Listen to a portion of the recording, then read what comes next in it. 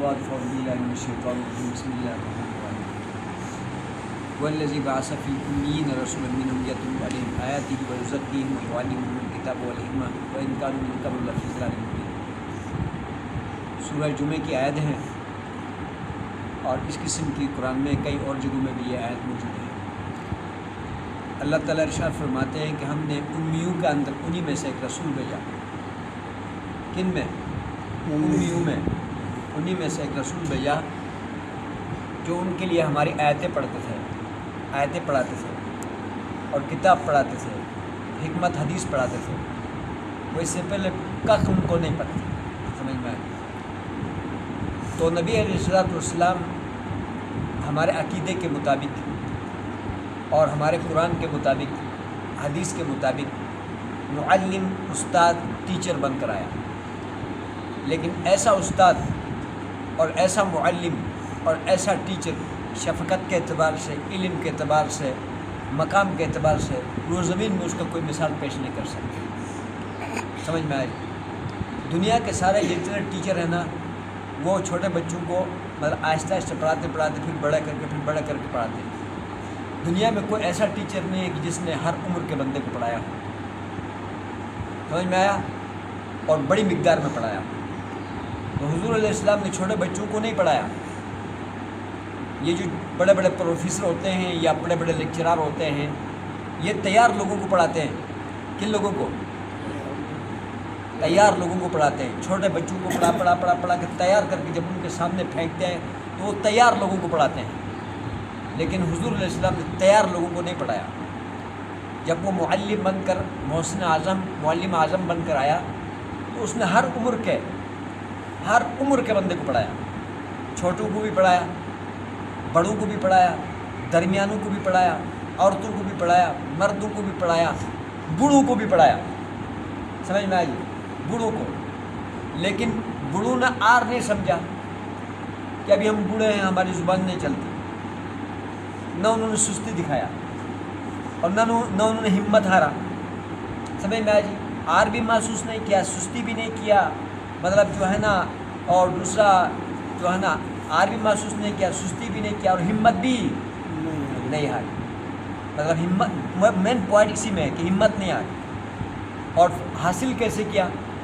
جیسے کسی کو کوئی گمشدہ چیز ہے نا، مطلب بڑی مہنگی چیز اگر کسی کی گم جائے اور وہ فوری کسی جگہ پر مل جائے تو کتنا جلدی اس کو کیا کرے گا؟ اٹھا لے گا اور سنبھال لے گا۔ اور خود بھی نبی علیہ السلام نے فرمایا، کلمۃ الحکمہ ضالۃ المومن، حکمت کی جو بات ہے، علم کی جو بات ہے، وہ مومن کی گمی ہوئی چیز ہے۔ وہ مومن کی کیا ہے؟ گمی ہوئی چیز ہے۔ سمجھ میں آئی؟ تو عرض کر رہا تھا کہ صحابہ نے ہر عمر میں اور علم کے پیاسے بن کر اس کو انہوں نے مطلب حاصل کیا۔ تو وہ کیسے بن گئے؟ ان کے بارے میں نبی علیہ السلام نے کیا فرمایا؟ یہ نہیں کہا کہ یہ صحابی کو تھوڑا زیادہ علم آتا ہے تو اس کو تھوڑا کم آتا ہے، یا یہ جو ہے کیا نام، یہ بوڑھا تھا اس لیے حاصل نہیں کر سکا۔ ایسا نہیں کہا۔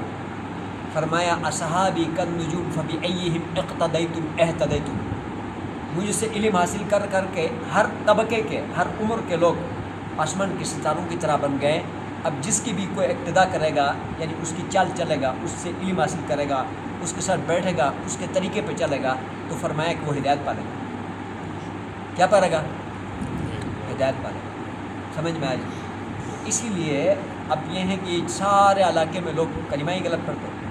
سب پڑھتے ہیں اشہد اللہ الہ، اشہد اللہ الہ، سب کے پڑھتے ہیں۔ درمیان میں ان لفظ ہے تو یہ ان جو ہے کیا نام ہے، یہ نون رہ جاتا ہے اس میں، اور لام کو ہم جو ہے نا آگے ملا لیتے ہیں تو اشہد اللہ الہ الا اللہ بنتا ہے۔ یہ سارے مشہدوں میں اعظم بغیر سوائے اہل حدیثوں کے، اہل حدیثوں کا ایک آدمی بھی غلط نہیں پڑھتا، اور ہمارے جتنے بھی ہیں سب غلط پڑھتے ہیں۔ سمجھ میں آئی؟ اور دوسرا کیا ہے؟ نماز میں غلطیاں، پھر سمجھ میں آئی اس طرح جو ہے نا دیگر چیزوں میں غلطیاں۔ تو اب ہمارے پاس ٹائم ہے، اب ہم کچھ کر سکتے ہیں، ہم جتنے یہاں بیٹھے ہیں ہم یہ کر سکتے ہیں، اور کچھ دعائیں بندہ یاد کرے کہ جو ہمارے قبر میں کام آئے۔ ابھی میں ایک بابا کے پاس گیا، سمجھ میں آئی، مطلب عیادت کے لیے گیا اس کے پاس، تو اس نے کہا اس پورے گاؤں میں میری عمر کا کوئی آدمی نہیں، سب سے بڑی عمر کا آدمی، ٹھیک ہے۔ دوسرا اس نے کہا اس پوری عمر میں کوئی غم دکھ مطلب بڑے مزے کی زندگی گزاری.